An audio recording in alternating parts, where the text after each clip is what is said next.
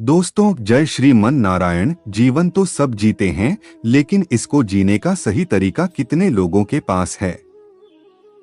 यही ध्येय है हमारी भगवत गीता का। श्रीमद् भगवत गीता न केवल धर्म का उपदेश देती है, बल्कि जीवन जीने की कला भी सिखाती है। गीता के उपदेशों पर चलकर न केवल हम स्वयं का, बल्कि समाज का कल्याण भी कर सकते हैं। धृतराष्ट्र से युद्ध क्षेत्र में हुई श्री कृष्ण और अर्जुन की बात बताते हुए संजय कहते हैं, उस प्रकार करुणा से भरे हुए और आंसुओं से पूर्ण तथा व्याकुल नेत्रों वाले शोकयुक्त अर्जुन को भगवान देखते हैं। अर्जुन दुख से घिरा हुआ है और उनकी आशा भी खत्म हो चुकी है, साथ ही साथ हिम्मत भी टूट चुकी है। और ऐसे में श्री कृष्ण उन्हें समझाना शुरू करते हैं, जहां युद्ध का वर्णन होना चाहिए था, वहां दुख और विषाद का माहौल है। अर्जुन की आंखों में आंसू और मन में निराशा है। यह एक बहुत बड़ी हैरानी की बात थी और धृतराष्ट्र और संजय इसकी आशा बिल्कुल भी नहीं कर रहे थे। और अर्जुन का दुख देखकर श्री कृष्ण उनका उत्तर देने के लिए तैयार होते हैं। श्री कृष्ण कहते हैं, हे अर्जुन, तुम्हें इस समय असमय में यह मोह किस हेतु से प्राप्त हुआ? क्योंकि न तो ये श्रेष्ठ पुरुषों के द्वारा आचरित है, न स्वर्ग देने वाला है और न कीर्ति को करने वाला ही है। युद्ध के समय ऐसी शंका, ये तो असमय है। दोस्तों, इस तरह अपने शत्रु के प्रति मोह दिखाने का काम अर्जुन जैसे योद्धा किस प्रकार कर सकते हैं? अपने कर्म से मुंह मोड़कर किसी मोह या किसी और कारण से यदि हम हताश बैठ जाएं, तो वह ठीक नहीं है। इससे कभी कोई लाभ नहीं होता। यहाँ श्री कृष्ण अर्जुन को समझा रहे हैं, हे अर्जुन, नपुंसकता को मत प्राप्त हो। अगर तुम युद्ध में आए हो तो युद्ध करो, ऐसे डरो मत। और तुम्हारे जैसे धनुर्धर के लिए यह सब ठीक नहीं है। यह सही नहीं है कि इस तरह से मन की कमजोरी दिखाओ। दोस्तों, श्री कृष्ण यहाँ नपुंसकता का अर्थ शक्तिहीनता, कमजोर हो जाना और युद्ध से मुंह मोड़ लेने वाली बात कर रहे हैं। अर्थात जो धर्म कहता है उसके अनुसार तो कर्म करना ही चाहिए और स्वयं को कमजोर मानकर कार्य को छोड़ देना यह सही नहीं है। बुरे समय में जब हमें भी आशंका सताए तो यही बात हमें याद रखनी चाहिए कि मन की दुर्बलता छोड़कर हमें उस कर्म के बारे में सोचना चाहिए जो हम करने के लिए आए हैं। अर्जुन अपनी शंका के बारे में कहते हैं, हे मधुसूदन, मैं रणभूमि में किस प्रकार बाणों से भीष्म पितामह और गुरु द्रोणाचार्य के विरुद्ध लड़ूं, जिनसे मैंने सब कुछ सीखा है, जो मेरे लिए सबसे बड़े हैं, उन पर मैं कैसे बाण चला सकता हूँ? दोस्तों, यहाँ पर अर्जुन का कहना है, क्या यह सुनने में गलत नहीं लगता है कि जिनसे उन्होंने अपने जीवन में सब कुछ सीखा है, उन पर वे बाण कैसे चला सकते हैं? लेकिन युद्ध का तो यही कार्य है। बाण शत्रु और अपने में भेद नहीं करता। जब वो चलता है तो प्राण लेने के इरादे से चलता है, जिसे करने में अर्जुन इस समय असफल हो रहे हैं। अर्जुन की दुविधा गलत प्रतीत नहीं होती है जब वे ऐसा कहते हैं कि इन महानुभाव गुरुजनों को न मारकर मैं इस लोक में भिक्षा का अन्न भी खाना कल्याणकारक समझता हूँ। यहाँ पर अर्जुन कहते हैं कि इन गुरुजनों को मारकर इस दुनिया में किसी भी तरह का लाभ ले लूं, उसका क्या ही मतलब है? अपने इन लोगों को मारकर उससे अर्थ व भोग, धन धान्य, ऐश्वर्य, ये सब तो मैं प्राप्त कर लूंगा, परंतु ऐसे भोगों से क्या प्राप्त होगा? दोस्तों, अर्जुन ही नहीं, दुनिया में न जाने ऐसे कितने लोग होते हैं जिन्हें लगता है कि परिवार भी न छूटे और मोक्ष भी प्राप्त हो जाए, परंतु यह तो संभव नहीं। अर्जुन कहते हैं, हम ये भी नहीं जानते कि हमारे लिए युद्ध करना या न करना इसमें से कौन सा श्रेष्ठ है, अथवा ये भी नहीं जानते कि हम जीतेंगे या वे हमको जीतेंगे। और जिनको मारकर हम जीना भी नहीं चाहते, वे ही हमारे आत्मीय धृतराष्ट्र के पुत्र हमारे मुकाबले में खड़े हैं। भविष्य में क्या होगा यह तो कोई नहीं जानता। विधि ने क्या विधान लिखा है, इसके बारे में कोई नहीं जानता है। परंतु वर्तमान में जो हम करना चाहते हैं उसका निर्णय हमारे हाथ में होता है और हमारे कर्म सिर्फ और सिर्फ हमारे ही हाथ में हैं। तो क्या युद्ध जीतने के लिए अपनों को मारना ठीक है? अपने कर्म को पूरा करने के लिए हमें किस सीमा तक जाना चाहिए और किस सीमा को पार करना चाहिए? इसलिए कायरता रूप दोष से उपहत हुए स्वभाव वाला तथा धर्म के विषय में मोहित चित्त हुआ मैं आपसे पूछता हूँ कि जो साधन निश्चित और कल्याणकारी हो वो मेरे लिए कहिए, क्योंकि प्रभु मैं आपका शिष्य हूँ। दोस्तों, कमजोर क्षणों में हम डर जाते हैं, जिससे उलझन का भाव हमारे अंदर आ जाता है।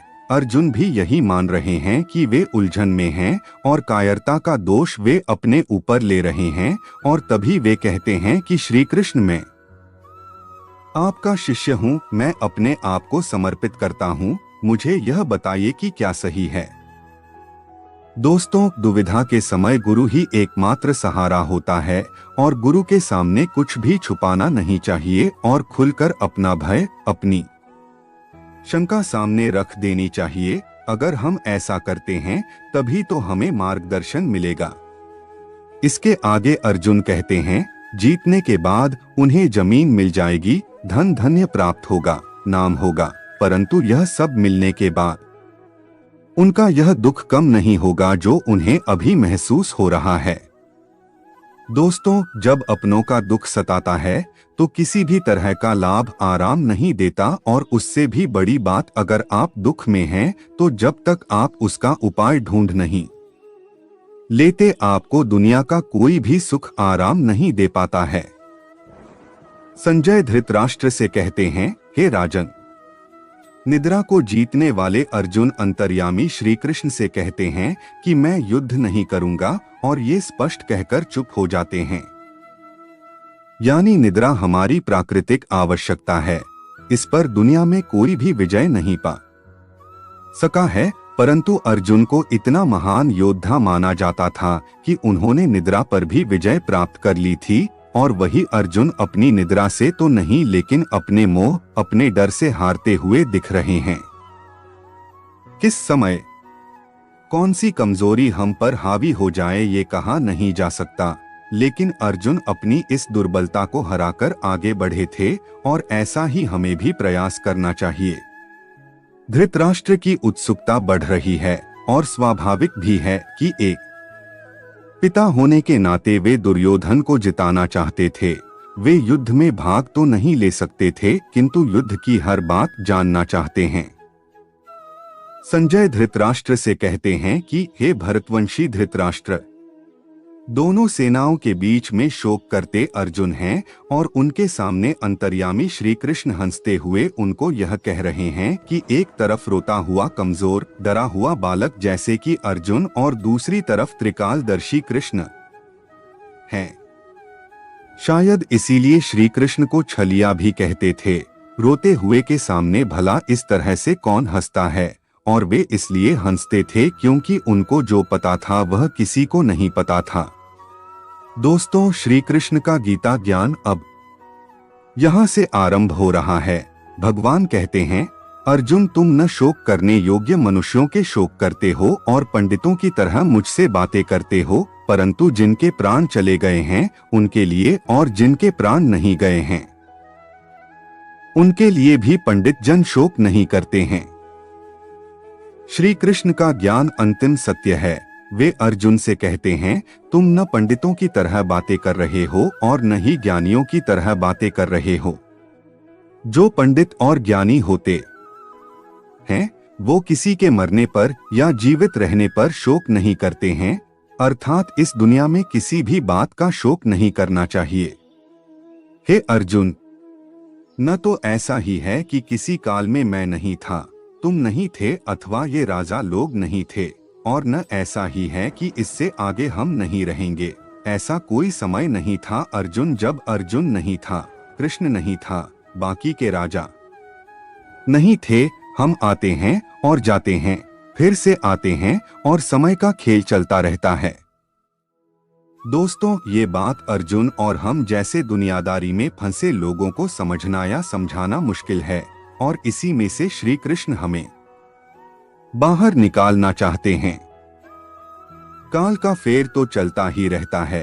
हर काल में हमारे जैसे, अर्जुन के जैसे और श्री कृष्ण के जैसे लोग होते हैं, और आने वाले समय में भी तीनों तरह के लोग होंगे, और ऐसा ही खेल फिर से होगा। श्री कृष्ण जीवन का खेल समझाते हुए कहते हैं, जैसे जीवात्मा की इस देह में बालक उत्पन्न, बचपन, जवानी और वृद्धावस्था होती है, वैसे ही अन्य शरीर की प्राप्ति होती है। इस विषय में धीर पुरुष मोहित नहीं होता। हमारी आत्मा तो वही रहती है, लेकिन शरीर बचपन से लेकर बुढ़ापे तक बदलता रहता है। वैसे ही नए जन्म में नया शरीर मिलता है। दोस्तों, श्री कृष्ण कहते हैं कि बदलाव प्रकृति का नियम है। जो अभी है वह अगले पल बदल चुका है। आपको चाहे वह दिखे या न दिखे, आप उसे महसूस करें या न करें। जब बदलाव नियम है तो ऐसे नियम के लिए दुखी क्यों होना, और जो नहीं बदलता उसे आत्मा कहते हैं। दोस्तों, आत्मा की परिभाषा को समझें कि शरीर तो बदलता है, लेकिन आत्मा कभी नहीं बदलती है। हे कुंती पुत्र, सर्दी गर्मी और सुख दुख को देने वाले इंद्रिय और विषयों के संयोग तो उत्पत्ति विनाशशील और अनित्य हैं। इसलिए हे भारत, उनको तुम सहन करो। जिन्हें हमारी इंद्रियां महसूस करती हैं, वो सर्दी गर्मियां सुख दुख आते जाते रहते हैं, हमेशा नहीं रहते हैं। हमारी इंद्रियों और उनके विषयों से जुड़कर हमें भूख, नींद, सुख दुख, सुकून और बेचैनी जैसी भावनाएं आती हैं, लेकिन यह सब हमारे शरीर से जुड़ी बातें हैं जो खत्म होने वाली हैं। परंतु जो खत्म नहीं होता उसे आत्मा कहते हैं। क्योंकि हे पुरुष श्रेष्ठ, दुख सुख को समान समझने वाले जिस धीर पुरुष को ये इंद्रिय और विषयों के संयोग व्याकुल नहीं करते, वह मोक्ष के योग्य होता है। जो व्यक्ति सुख दुख बराबर समझे, जो दोनों हालातों में समान रहे, वही जीवन में आगे बढ़ता है। आपकी जितनी भी आयु हो, एक बार जीवन में पीछे मुड़कर देखिए। न जाने कितनी बार आप सुख दुख से बीते होंगे। कभी बहुत खुशी हुई होगी और कभी किसी के जाने या किसी नुकसान से आप बहुत दुखी भी हुए होंगे, और आगे आने वाले जीवन में भी ऐसा होता ही रहेगा। ज्ञानी इस बात को जानते हैं कि जीवन में ऐसे सुख दुख तो आते जाते रहते हैं, एक ही भाव कभी रुककर नहीं रहता। श्री कृष्ण कहते हैं, असत वस्तु की तो सत्ता नहीं है और सत का अभाव नहीं है। इस प्रकार इन दोनों का ही तत्व ज्ञानी पुरुषों द्वारा देखा गया है। दोस्तों, जो झूठ है उसका कोई मूल्य नहीं है, मूल्य सिर्फ सत्य का ही है। और समझदार लोग इस बात को समझते हैं, जिसका आना जाना लगा रहे उसके लिए कोई क्या शोक करे। सुख गया तो दुख बिल्कुल दरवाजे पर आने के लिए तैयार खड़ा है। एक के लिए दुख करेंगे तो जल्द ही आने वाली दूसरी अच्छी खबर के लिए खुश होना पड़ेगा। लेकिन अगर आप ज्ञान को समझें तो पाएंगे कि ये दोनों भाव झूठे हैं, इनका कोई मूल्य नहीं। मूल्य सिर्फ आत्मा का है जो निरंतर है, और वही सत्य है। नाशरहित तो तुम उसको जान जिससे यह संपूर्ण जगत दृश्यवर्ग व्याप्त है। इस अविनाशी का विनाश करने में कोई भी समर्थ नहीं है। इसका तात्पर्य यह है कि स्थायी सिर्फ वही है जिसमें ये पूरी दुनिया समाई हुई है, जो सबसे बड़ा सच है। बाकी सब कुछ आता जाता रहता है, सिर्फ यह सच्चाई ही हमेशा के लिए है। इस बात को समझने में मुश्किल आ सकती है, और ऐसा भी लग सकता है कि समझ नहीं आई है, लेकिन इसको समझे बिना कोई हल भी नहीं है। हमारी आत्मा ही दुनिया की सबसे बड़ी सच्चाई है। यही आत्मा हमारे भीतर है, और जब ये आत्मा बाहर है तो जो दुनिया हमें दिखती है वो भी इसी में समाई हुई है। सबसे बड़ी सच्चाई है, हमारी आत्मा जो मरती नहीं है। बाकी सब कुछ हमारा शरीर या हमारा भाव है जो मर जाते हैं। श्री कृष्ण कहते हैं, हे भरतवंशी अर्जुन, तुम युद्ध करो, क्योंकि ये आत्मा अमर है। इसका मरना संभव नहीं, इसीलिए इसे सबसे बड़ी सच्चाई कहा गया है। और महापुरुष इसी आत्मा को समझने के लिए पूरा जीवन समाधि और संन्यास में बिता देते हैं। श्री कृष्ण का कहना है कि शरीर नाशवान है और आत्मा अमर है और वही सच्चाई है, तो शोक किस बात का करना। जो इस आत्मा को मारने वाला समझता है तथा जो इसको मरा हुआ मानता है, वे दोनों ही नहीं जानते सच्चाई को, क्योंकि ये आत्मा वास्तव में न तो किसी को मारती है और न किसी के द्वारा मारी जाती है। इसका तात्पर्य है कि आत्मा सिर्फ होती है, उसका होना ही सत्य है, बाकी कुछ नहीं। ये तो अज्ञान ही है जो हमें यह सोचने पर मजबूर करता है कि हमने किसी को मार दिया या हम किसी को मार देंगे। लोग अपने अहंकार में समझते हैं कि वे बहुत कुछ कर सकते हैं या बहुत कुछ कर चुके हैं, ये सिर्फ उनकी अज्ञानता है। श्री कृष्ण आगे समझाते हैं कि ये आत्मा तो किसी काल में जन्म लेती है और नहीं मरती है, तथा न यह उत्पन्न होकर फिर होने वाली ही है, क्योंकि यह अजन्मा, नित्य, सनातन और पुरातन है। शरीर के मारे जाने पर भी यह मरती नहीं है। आत्मा हमेशा रहती है हर काल में, बाकी सब कुछ आता है और जाता है। आत्मा कल, आज और कल हमेशा ही रहेगी। दोस्तों, गीता की सबसे गंभीर बात का यह मूल है, जब कुछ नहीं था तो आत्मा थी, जब कुछ नहीं होगा तब भी आत्मा होगी। आत्मा को छोड़ बाकी सब बदलेगा, आएगा और जाएगा। हे पृथापुत्र अर्जुन, जो पुरुष इस आत्मा को नाशरहित, नित्य, अजन्मा और अव्यय मानता है, वो पुरुष कैसे किसी को मरवाता है और कैसे किसी को मारता है। जो इस बात को समझता है कि आत्मा ही सबसे बड़ा सत्य है, वो पुरुष किसी को कैसे मार सकता है या कैसे मरवा सकता है। इस बात को समझने का मतलब है कि ब्रह्मरूपी सत्य को समझना, ब्रह्मा को समझना। सत्य से अधिक हम झूठ को महत्व देते हैं, आत्मा से अधिक हम पार्थिव शरीर को, वह शरीर जो मिट्टी से बना है और अग्नि में जल के फिर से मिट्टी हो जाएगा। महत्व हमें अपनी आत्मा को देना है, जो हमेशा थी और हमेशा रहेगी। जैसे मनुष्य पुराने वस्त्रों को त्याग कर नए वस्त्रों को ग्रहण करता है, वैसे ही जीवात्मा पुराने शरीरों को त्याग कर दूसरे नए शरीरों को प्राप्त होता है। अर्थात आत्मा को छोड़ बाकी सब कुछ बदलता है, बिल्कुल वैसे ही जैसे हम कपड़े बदलते हैं। पुराने कपड़े के फट जाने पर उसे छोड़ दिया जाता है, वैसे ही अलग अलग कारण से जब मृत्यु होती है और शरीर रहने लायक नहीं रहता, तब आत्मा उसे छोड़कर दूसरे नए शरीर में चली जाती है। शरीर की आयु होती है, परंतु आत्मा की नहीं। जब देह की आयु पूरी हो जाती है, तब उसकी सांसें रुक जाती है और आत्मा अपने घर को छोड़ दूसरे घर में चली जाती है। इस आत्मा को शस्त्र नहीं काट सकते, इसको आग नहीं जला सकती, इसको जल नहीं गला सकता और वायु इसको सुखा नहीं सकती।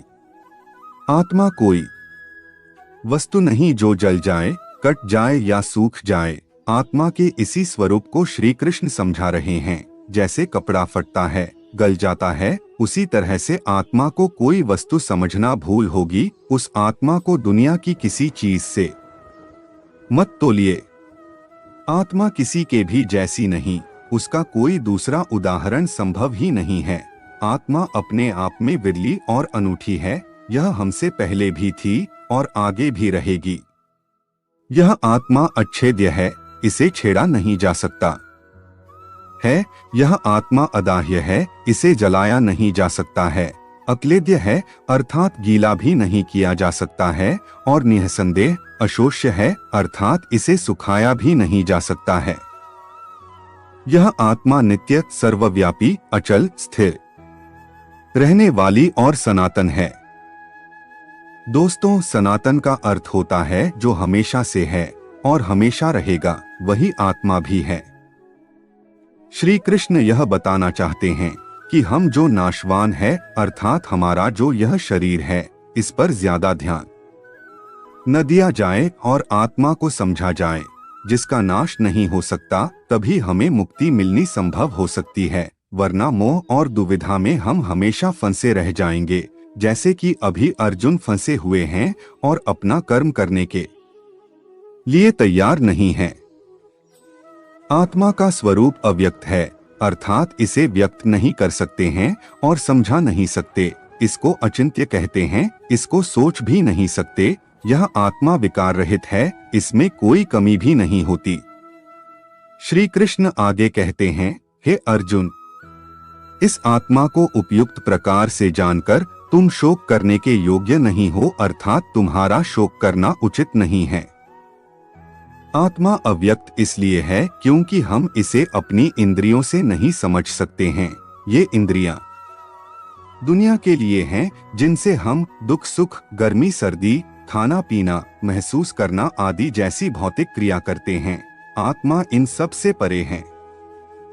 आत्मा का ये ज्ञान श्री कृष्ण अर्जुन को इसलिए दे रहे हैं क्योंकि अर्जुन जिनके लिए शोक कर रहे हैं वो सब व्यर्थ है। श्री कृष्ण अर्जुन को समझाते हुए कहते हैं कि हे अर्जुन, यदि तुम आत्मा को सदा जन्म लेने वाली और सदा मरने वाली समझते हो तो हे महाबाहो, तुम इस प्रकार शोक करने योग्य नहीं हो। दोस्तों, अगर अर्जुन आत्मा को जन्म लेने वाली और मरने वाली समझते हैं तो भी शोक करने का कोई अर्थ नहीं है। अगर अर्जुन आत्मा को शरीर की तरह ही जन्म लेने वाला और मरने वाला समझते हैं तो भी युद्ध में मरने वालों के लिए शोक करने का कोई मतलब नहीं। श्री कृष्ण कहते हैं कि हे अर्जुन, अगर तुम ये मानते हो कि जन्मे हुए की मृत्यु निश्चित है और मरे हुए का जन्म निश्चित है, तो इससे भी बिना उपाय वाले विषय में तुम्हें शोक करने का कोई हक नहीं है।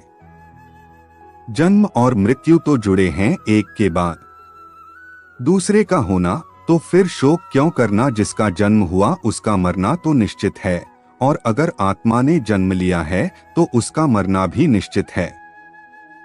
श्री कृष्ण यहाँ पर यह कहना चाहते हैं कि न जाने हम कितनी बार उन बातों के लिए शोक करते हैं जिसका होना तय है।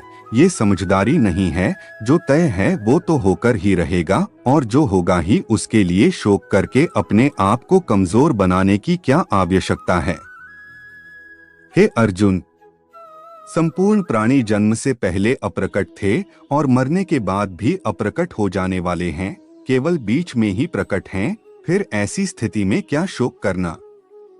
हमारा होना, किसी का भी होना उनके जन्म और मृत्यु के बीच में होता है, तो फिर शोक किसके लिए करना? अचानक से एक जन्म होता और जब कोई नहीं था तो वह खिलखिलाता खुशियां लेकर जीवन लाता है, लेकिन उसके साथ किसी के जाने की भी तैयारी शुरू हो गई है। ऐसा तो हो नहीं सकता कि हम अच्छे के लिए खुशियां मनाते रहे और बुरे के लिए शोक मनाते रहें। जीवन के सत्य को हमें मानना पड़ेगा। कोई एक महापुरुष ही आत्मा को आश्चर्य के भांति देखता है और वैसे ही दूसरा कोई महापुरुष इसके तत्व को आश्चर्य के भांति वर्णित करता है, तथा दूसरा कोई आधिकारिक पुरुष इसे आश्चर्य की भांति सुनता है, और कोई कोई तो सुनकर भी इसे नहीं जानता। इसका मतलब है कि आत्मा को समझना बेहद मुश्किल है।